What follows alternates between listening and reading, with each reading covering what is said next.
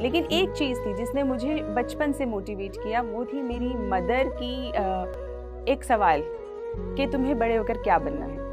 तो वो जो सवाल था उसने मुझे कॉन्स्टेंटली मोटिवेट किया और ये सोचने पे मजबूर किया कि मुझे आखिर बनना क्या है। स्ट्रगल्स मुझे लगता है लाइफ का हिस्सा है और ऐसा कोई व्यक्ति नहीं है जो स्ट्रगल नहीं करता। तो मैंने भी अपने हिस्से के स्ट्रगल्स किए, वो चाहे फाइनेंशियल लेवल पे हो, फिजिकल लेवल पे हो, इमोशनल लेवल पे हो। तो जैसे कि जब मैंने पहली बार असफलता हासिल करी प्रीलिम्स में, तो कहीं ना कहीं उसने मुझे मैच्योर किया, उसने मुझे इनसाइट दी कि मैं कैसे मेहनत करके चैलेंजेस को ओवर करके उनके मेंस को क्लियर करना सीख जाऊँ। और जब मैं मेंस में असफल हुई तो मुझे उन चैलेंजेस से पता चला कि मैं कैसे इंटरव्यू तक पहुँचूँ। रुकावटें तो जीवन में बहुत आएंगी, डर भी लगेगा, निराशा भी होगी, पर यही जीवन का रास्ता है।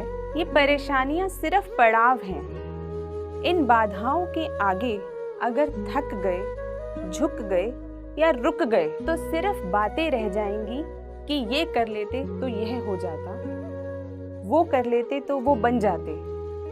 लेकिन अगर सच में कुछ बनना है तो हिम्मत तो दिखानी होगी। दुनिया कह रही है कि तुमसे नहीं होगा, दुनिया कह रही है कि जो ये तैयारी है ये 2 साल में होती है, 2 दिन में नहीं होती या 2 महीने में नहीं होती। ये सब दुनिया कह रही है। इंटरव्यू में मेरे नंबर बहुत कम थे, सिर्फ 151 नंबर।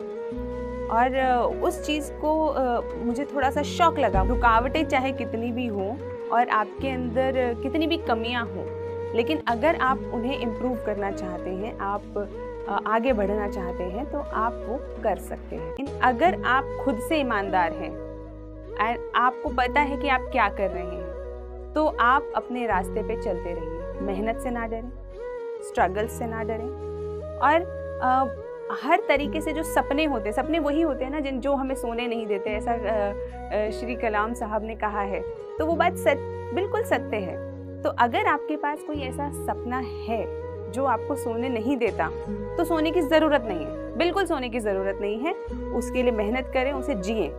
लेकिन दिल की सच्चाई से अगर आप पूछेंगे, अपने आप से अगर आप पूछेंगे, तो हमें हम सबको पता होता है कि हमारी तैयारी किस लेवल की है। क्या हमने पढ़ाई ईमानदारी से नहीं करी है, या हम सिर्फ दूसरों को दिखाने के लिए पढ़ाई कर रहे हैं, या हम पढ़ाई तो कर रहे हैं लेकिन क्या हम अपने सेल्फ इवैल्यूएशन पे, सेल्फ एनालिसिस पे उतना ध्यान दे रहे हैं या नहीं दे रहे हैं। तो ये सब हमारे मन को, हमारी अंतरात्मा को पता होता है।